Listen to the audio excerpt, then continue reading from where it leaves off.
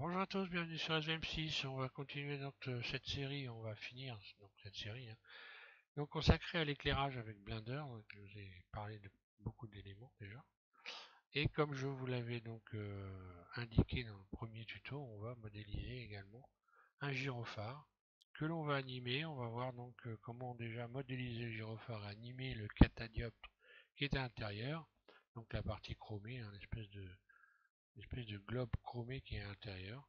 Alors il y a plusieurs formes, maintenant je vais faire une forme assez basique, on le fera en bleu, et comme je l'ai fait sur l'image de la vidéo, puisque si vous suivez, vous avez vu que j'ai fait une petite vidéo avec un gyrophare, donc on va faire la même chose. Voilà.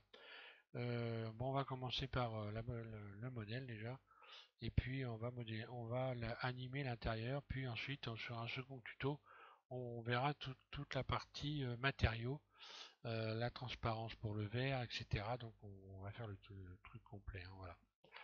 Et donc je repasse sur une autre fenêtre et puis on y va. Voilà, donc c'est parti. Bon, on va partir forcément d'une sphère, puisqu'on a besoin de faire un globe. Donc ici je rajoute une sphère, un clic gauche ici, voilà.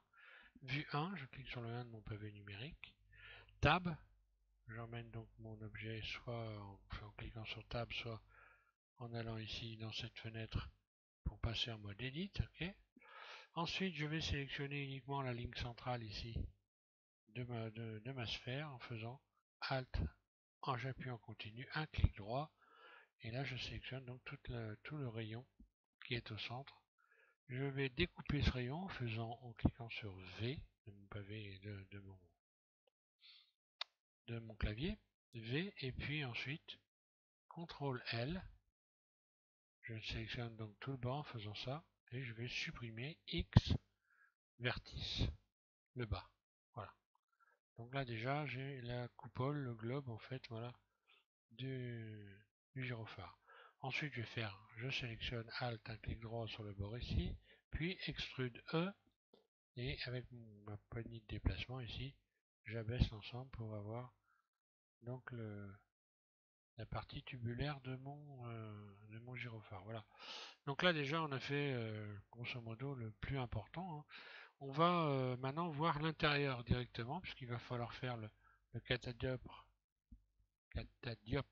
qui est à l'intérieur. Il me semble que c'est comme ça que ça se prononce. Enfin, je regarde parce que je suis pas sûr. Donc la partie en fait chromée à l'intérieur qui permet de réfléchir la lumière. Euh, pour faire ça, donc je vais sélectionner tout en faisant A. Je sélectionne tout. Et je vais aller ici dans Mèche, puis ensuite dans Face, Mèche, Face, et puis je vais solidifier, donc de créer une épaisseur. Un clic gauche sur solidifier, automatiquement, voilà ce qui se passe. J'ai cette petite fenêtre qui s'est ouverte en faisant ça. Et quand je vais modifier cette valeur, si je vais vers le négatif, je vais vers l'extérieur. Voilà. Donc là, j'épaissis vers l'extérieur en allant dans le négatif. Et quand je reviens, que je sors des chiffres qui sont négatifs, je vais épaissir vers l'intérieur. Donc là, on va créer une épaisseur comme ça vers l'intérieur. Bon là, je suis à 500. Je peux me mettre à 0.05. Voilà, juste histoire de créer une surface intérieure qu'on va découper par la suite et qui va nous servir de catadioptre. Alors là ici, je me mets en mode face et je vais supprimer les faces qui ne me servent à rien. Alt, un clic droit, je sélectionne donc cet ensemble de faces et je vais faire X, supprimer les faces. Donc X, supprimer face. Voilà. Donc là, je me retrouve avec deux éléments différents les uns des autres, mais qui sont en réalité, lorsque je me mets en mode objet ici, je n'ai qu'un seul objet. Moi, je veux avoir deux objets parce que je veux pouvoir travailler indépendamment l'extérieur de l'intérieur. Donc, je me remets dans le mode Edit et je vais sélectionner l'intérieur en faisant CTRL L, voilà, et je vais faire P. Je clique sur P, ce qui va me permettre de créer une nouvelle sélection.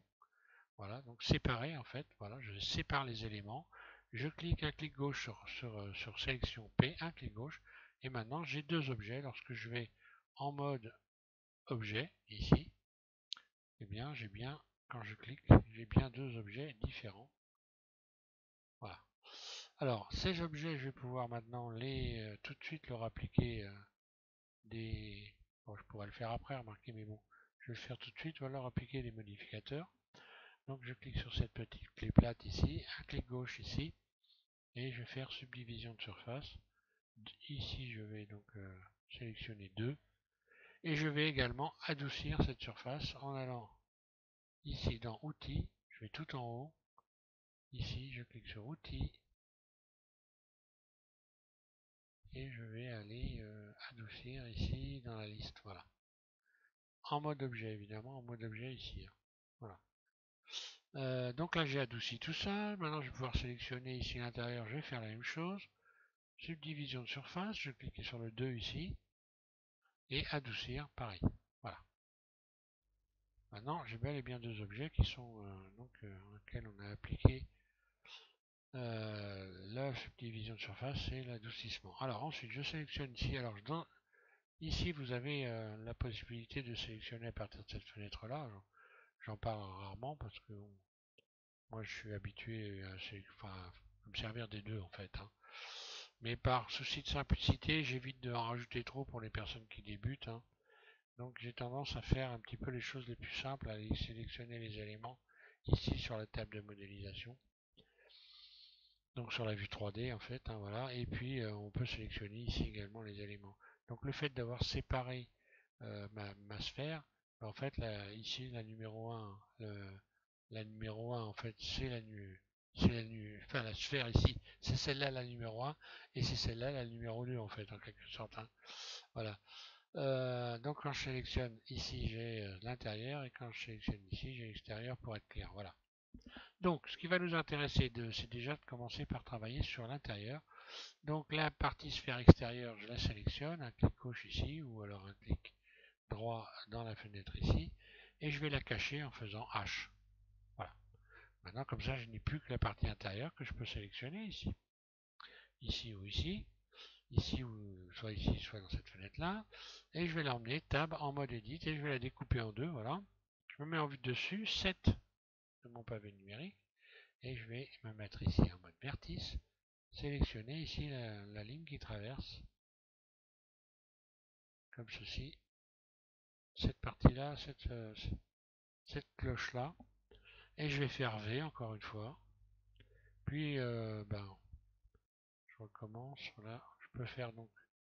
Je vais me remettre en vue dessus. Voilà. Donc j'ai fait V. CTRL L. X. Face. Voilà. Donc voilà, je me retrouve maintenant avec deux éléments. Si je fais Alt H, d'ailleurs je vais même carrément ici tout de suite rajouter un rayon de tension. CTRL, donc là je fais CTRL R, je rajoute un rayon, un clic gauche et je l'abaisse vers le. Voilà, je l'abaisse pour venir retendre ici la surface et avoir quelque chose de propre. Je me remets en mode Edit et je vais faire Alt H pour retrouver l'extérieur. Donc là on voit bien que j'ai une partie intérieure avec une demi-cloche en fait j'ai envie de dire, puis au-dessus une cloche entière. Voilà.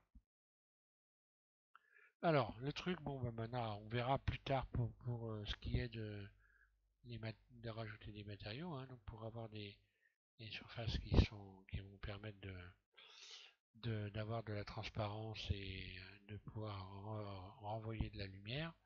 Alors déjà si je clique sur le Z, voilà je vois bien ma demi cloche et si je fais RZ, elle tourne parfaitement correctement à l'intérieur. Et donc on va pouvoir l'animer.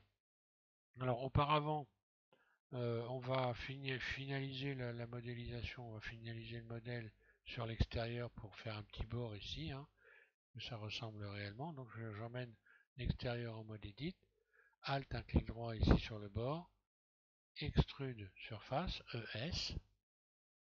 Je vais d'ailleurs voilà, retirer ici, déstresser revenir à 0 ici pour voir bien clair. Hein. Alors là vous faites un bord, puis extrude, un clic gauche, voilà, je vais faire un bord. À vue d'œil ça va très bien, hein, c'est pas la peine non plus À moins que vous vouliez faire des choses très précises, en quel cas, c'est pas comme ça qu'il faut faire, hein. Il faudra utiliser le système métrique de Blender. Alors ici, pareil, je vais faire donc extrude surface ES0. Voilà. ES0, ça va fermer complètement ici. Alors, on va pouvoir faire des bords maintenant. Parce que si je fais ça, si je restresse ici, si je subdivise, hein, voilà ce qui se passe, donc ça ne correspond pas. Et on va utiliser donc l'outil à biaiser, à faire à chanfreiner les bords ici, à un clic droit, et je vais biseauter. Donc j'ai un clic droit sur, par exemple, je vais commencer par ici, hein, un clic droit sur cet ensemble sur le tour ici, et puis en appuyant sur Alt pour pouvoir sélectionner tout le tour. Et puis donc je vais faire CTRL B, hein, pas P, mais B, et je bouge ma souris comme ceci, je vais biseauter. Je vais recommencer pour qu'on voie bien. CTRL B, et là je bouge ma souris, ce qui crée comme ceci un bord, un chanfrein. Ça biaise, voilà. Et je vais faire tourner la roulette de ma souris, rajouter 2 rayons. Ce qui va donner un bord arrondi, on le voit bien là. C'est plat. Si je fais tourner la roulette de ma souris, j'ai créé un bord arrondi, hein. J'ai adouci le bord en fait. Puis un clic gauche pour libérer ce que j'ai fait. Et là, ça restera comme ça, voilà. Donc Alt, un clic droit, maintenant je vais passer à ce bord-là. En faisant CTRL B, je tire ici, voilà, je crée un biais. Je fais tourner la roulette de ma souris, je rajoute 2 rayons, un clic gauche, et voilà, j'ai un bord arrondi. Là c'est pareil, je peux faire la même chose pour l'intérieur ici, voilà, vous voyez bien. Le mieux c'est que je retire le modificateur. Je sélectionne le tour ici, pareil, CTRL B, et là je vais faire un chanfrein, mais il va être à l'intérieur. On voit bien, hein. Je rajoute 2 rayons, et voilà, et je libère en faisant un clic gauche, et voilà, j'ai des jolis bords sympathiques. Si je me mets en mode transparent, que je désélectionne tout et que je sélectionne ici maintenant sphère 1, voilà, vue de dessus, RZ, ou même comme ça, hein, bien sûr, RZ. Voilà ce que ça donne. On rajoutera simplement une plaque à l'intérieur ici pour éviter d'avoir de la lumière qui vient se disperser dans la base ici. Donc il y a la meilleure solution, hein, c'est ne pas trop se tracasser, hein. Vous sélectionnez ici le tour, puis vous allez le dupliquer Shift D, un clic gauche, puis vous réduisez légèrement la surface, très légèrement, pour que ça ne vienne pas toucher les bords, hein. Et comme ça me fait une troisième pièce à l'intérieur, extrude surface ES 0. Voilà, comme ça j'ai une plaque à l'intérieur. On va aller la voir d'ailleurs. Ouais, donc là, je vais me mettre en mode perspective. Je clique sur le 5 de mon pavé numérique, ça va me permettre, en tournant la roulette et en zoomant, de passer à l'intérieur de mon gyrophare. Voilà. Comme ça, je vois à l'intérieur, en me mettant en mode perspective. Voilà. Ok, j'ai cette plaque donc, qui est indépendante. Voilà. Maintenant, on va animer l'intérieur. Donc, tab. Je vais me mettre en mode transparent Z. Voilà. Je clique sur le A pour donc désélectionner tout, hein. Je vais juste sélectionner la sphère ici, voilà. Et je vais animer donc la sphère 1, donc l'intérieur, hein. Je vais mettre en vue de dessus. Voilà. Je sors du mode perspective en recliquant sur le 5. Voilà, comme ça, je suis dans un mode où je vois tout bien de dessus. Voilà.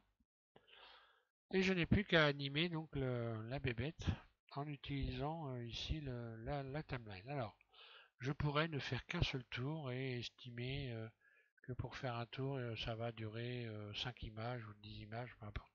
Pour moi, j'ai calculé que sur 100 images, 7 tours, ça correspond assez bien à la réalité. Donc ici, je vais revenir le début, je vais le mettre à 0. Hein. Voilà.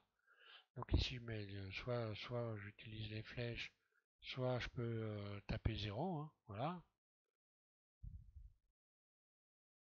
Et je ramène donc mon curseur ici au début à 0. Voilà.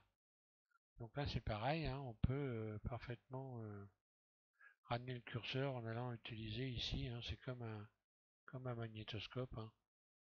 Les fonctions sont les mêmes ici. Hein. Voilà. Alors ensuite, je vais mettre donc la fin ici. Je vais cliquer, je vais mettre 100. Voilà, un clic gauche.